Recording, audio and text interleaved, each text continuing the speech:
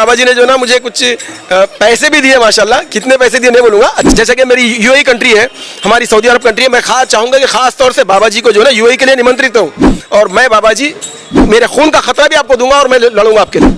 तो बाबा जी ने बोला, मानवी तवेंद्र जी, अगर आपके माता पिता भी आपको पैदा करने से पहले इसी तरह के टेस्ट ड्राइव करते रहते, वो ये हुआ कि 5:04 हो गए थे। तो मैंने जो इधर उधर देख रहा था, तो एक बाबा जी के पास के जो काम वो खिदमत करने वाले वो आए, आके बोले आपको कुछ चाहिएगा।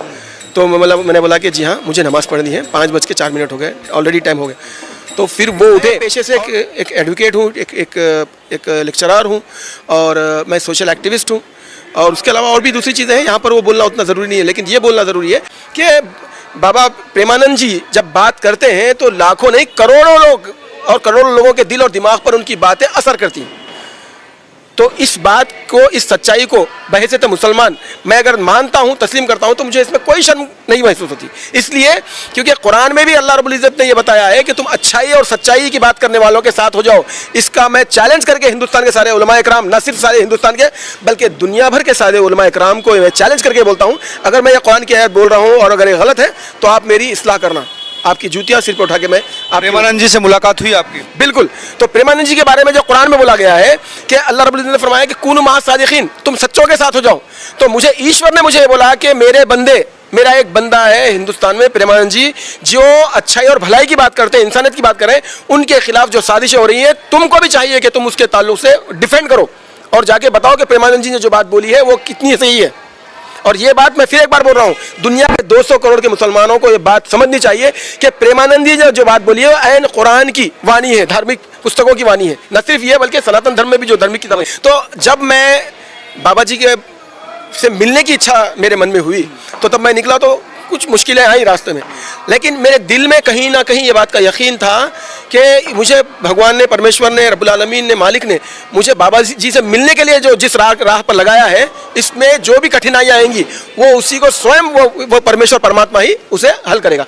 तो चुनाचे जब मैं वहाँ से यहाँ से निकला, फिर दिल्ली आया, दिल्ली से जब मैं उनके पास जा रहा था तो कई लोगों ने मुझे बोला, इवन पुलिस डिपार्टमेंट के लोगों ने बोला कि भाई आपके पास तो अपॉइंटमेंट भी नहीं है। अच्छा। और बाबा जी के जो अभी इन दिनों जो चलता, जो उनके बारे में जो विषय चल रहा है, जो कंट्रोवर्सी चल रही है, उसकी वजह से और लाखों लोग उनको देखने के लिए आ रहे हैं। आपको कैसे टाइम मिलेगा? आप बिना किसी ऑर्गेनाइज अंदाज में आप जो है यहाँ पे आ चुके हो, हमको तो पता नहीं है आप मिल भी पाओगे, मिलना तो दूर की बात है, आप शायद उतना करीब भी नहीं जा पाओगे, क्योंकि 2-3 किलोमीटर तक आपको जो ना जाने का भी टाइम नहीं मिलेगा, अवसर नहीं मिलेगा। लेकिन मुझको जो ना मालिक के ऊपर पूरा विश्वास था, जब जिस मालिक ने मुझे यहाँ पर भेजा है वही मुझे बाबा जी से भी मिलाएगा, दर्शन भी कराएगा। लेकिन वहाँ पर जब हम गए तो पुलिस के बंदोबस्त के साथ दूसरे भी जो बाबा जी के साथ रहते हैं पीले वस्त्रों में, उनसे पहले पुलिस वालों ने मुझे देखा, मेरे ये देख करके जो ना थोड़ा ज़रा कपड़े मुस्लिम मान वाला टोपी। हाँ, थोड़ा पहले कंफ्यूज है, फिर उन्होंने मुझसे सवाल जवाब किए।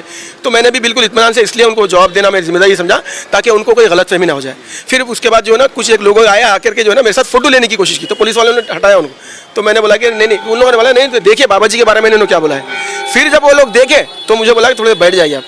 फिर बैठने के बाद कुछ 10-15 मिनट क्या डिस्कस किया पता नहीं, लेकिन तुरंत ही उसके बाद आप ताजुब करेंगे, बाबा जी के पास से 4-5 जो है ना, जो बाबा जी के साथ होते हैं वो लोग आए। अच्छा। और इतने रेस्पेक्टफुल्ली, इतनी इज्जत और इतने प्यार से उन्होंने आकर के मुझे कान में बोला, फिर हाथ जोड़ के बोला आप चलिए हमारे साथ। फिर वो रात का सिलसिला शुरू हुआ। देखिए आप कि बाबा जी ने मुझे देखा, उनके साथ के लोगों को फिर उन्होंने मुझे एक शॉल दी, वो शॉल उन्होंने आके वो लोगों ने पिनाई, और लोगों की जो चीखें पुकारें थी, मैं बस ये बोल सकता हूँ कि वो एक ख्वाब वाला मंजर था माशाल्लाह। फिर उन्होंने मुझे भी दुआएं दी, फिर मुझे बताया कि मैं मिलूंगा आपसे, बस चले गए बस वो। अब उसके बाद जैसे बाबा जी गए, कई लोग आए, मुझे वो जो फूल वगैरह थे उन्होंने बोला कि वो दीजिए, ये मेरे हाथ से मिल रहे हैं, ये लोग फोटो ले रहे हैं। वो दो माताएं मेरे साथ बैठी थी, बहुत बड़ी उम्र की थी। मैंने बाबा जी को बोला कि ये भी बहुत इच्छुक है आपसे मिलने, तो उन्होंने बोला कि उनसे भी मिलेंगे।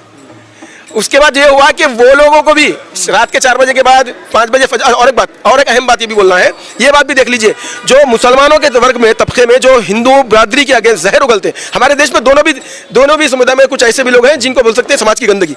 लेकिन यहाँ पर मैं ये अच्छा ये बताना मेरी जिम्मेदारी इसलिए समझता हूँ क्योंकि अगर मैं इस बात को छुपाऊंगा तो ये मुनाफिकत होगी, और अल्लाह रब्बुल इज़्ज़त लानत भेजता मुनाफिक हो।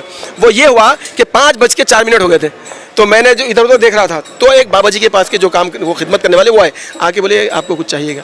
तो मैंने बोला कि जी हाँ, मुझे नमाज़ पढ़नी है, 5:04 हो गए, ऑलरेडी टाइम हो गया।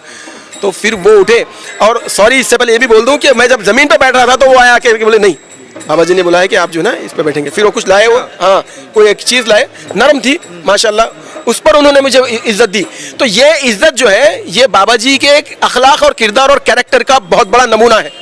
मैं एक मुसलमान, मेरे एक आदमी के कम होने से या नहीं आने से या मेरे एक आदमी के नजरअंदाज करने से वो जो करोड़ों करोड़ों उनके श्रद्धालु हैं कमी होती, लेकिन उसके बाद भी बाबा जी के और उनकी जो उनके पूरे सब जो ग्रुप था, टीम बोलूँगा मैं उसको, उन्होंने जिस व्यवहार के साथ मेरे साथ यानी कि सलूक किया है और जो मेरी जो देखरेख की है, मैं ज़िंदगी भर नहीं भुला सकता।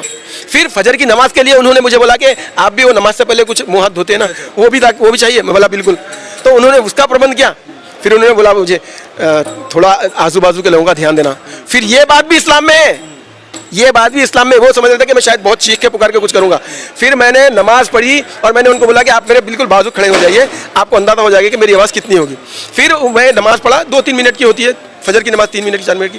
फिर मैं अल्लाह का शुक्र अदा करा कि ये रब्बे कायनात तो यहाँ तक ला लिया, मेरी ख्वाहिश है कि बाबा जी से सामने आमने सामने बैठ के बात कर सकूँ। अब उसको भी लोग बोले नहीं ये बहुत मुश्किल है, नहीं हो सकता ऐसा ऐसा। लेकिन फिर क्या हुआ, फिर सवेरे 8 बजे के लगभग फिर वो लोग आए, फिर मुझे एक और एक प्रवचन में बिठाया उन्होंने। अब यहाँ पर मैं एक और बात बोलना चाहूँगा। बाबा जी ने जब मुझे वहाँ पर बैठे मुलाकात किए तो मैं बाबा जी को सबसे पहले बोला कि मैं को रब्बुल आलमीन ने मुझे ये बात का मेरे ख्वाब दिल में दिमाग में डाला था कि मुझे जो ना मेरा एक बंदा है वहाँ फला जगह पर, वहाँ पर जाना है। और वो सिर्फ एक ही नाम याद था मुझे ये भी पता नहीं था कि वो वृंदावन जो है ना वो यूपी में है या कहाँ पे है वक्तिया।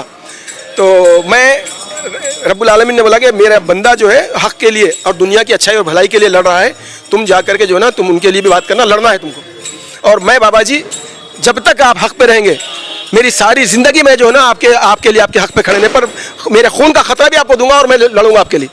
तो बाबा जी ने बोला नहीं भाई, लड़ने की कोई ज़रूरत नहीं है, हमको अपनी सिर्फ प्रेम की बात करनी है, अच्छाई और भलाई की बात दूसरों तक पहुंचानी है। और आप यहाँ तक आए, हमको भी बहुत अच्छा लगा। और ईश्वर आपके ऊपर जो ना और राधे जो वो बोल रहे थे उनकी कृपा हो। और उन्होंने क्या किया, फिर एक और शाल मुझे उड़ाई। तो लोगों ने बोला कि यहाँ पर 70-80 हज़ार लोग हैं, किसी को भी 2 शाल बाबा ने नहीं उड़ाई अभी तक उस दिन की भी बात है। तो मेरे ये सौभाग्य थे। उसके बाद फिर बाबा जी ने जो ना मुझे कुछ पैसे भी दिए माशाल्लाह, कितने पैसे दिए नहीं बोलूँगा, अच्छे खासे पैसे दिए। और बोला कि ये बस ये जो ना आप रखिए, सफ़र है, बहुत सारी चीज़ें होती है और मालिक आपकी कृपा करे। और एक बात, जब बाबा जी की हमारी जो कन्वर्सेशन हो रही थी वो बात वहाँ पर रिकॉर्ड है। हाँ रिकॉर्ड है और वो लोग भी बता रहे थे। तो मैं भी इच्छुक हूँ कि वो रिकॉर्डेड कन्वर्सेशन को लूँ। अच्छा, बाबा जी से मुलाकात के बाद क्या आपका क्या मतलब, मैं बाबा जी के साथ जुड़ा सुनिए, मैं जो चीज़ मैं महसूस कर रहा था मैंने वो बाबा जी को बोली है और भी मज़ीदार बात आगे बोलूँगा। लेकिन मैंने ये बात ठान ली है कि मैं बाबा जी के किसी भी ऐसे काम को जो बाबा जी जो ना इंसानियत और भलाई के लिए कर रहे हैं, मैं डेफिनेटली मैं उनका साथ दूंगा। मैं नहीं बल्कि हमारी अरब कम्युनिटी भी साथ देगी। अब्दुल्ला बिन बहामीद साहब का कहना था कि इस ख्वाब जो देखा था, खुदा ने कहा था कि जाकर आप मिलो बाबा जी से, प्रेमानंद जी से, तो वो ख्वाब मेरा पूरा हुआ। प्रेमानंद जी से मिलकर जो आध्यात्मिक अनुभूति उनको हुई वो वर्णन योग नहीं है। कहते कि ज़िंदगी सफल हो गई। अगर आपको भी वीडियो अच्छी लगी हो तो शेयर कीजिए ताकि अरब अमेरिका तक भी पहुँचे कि किस तरह से एक संत सनातन की सेवा कर रहे हैं। और उनके चाहने वाले सिर्फ हिंदू सनातनी नहीं है बल्कि मुस्लिम भी है पूरे देश में।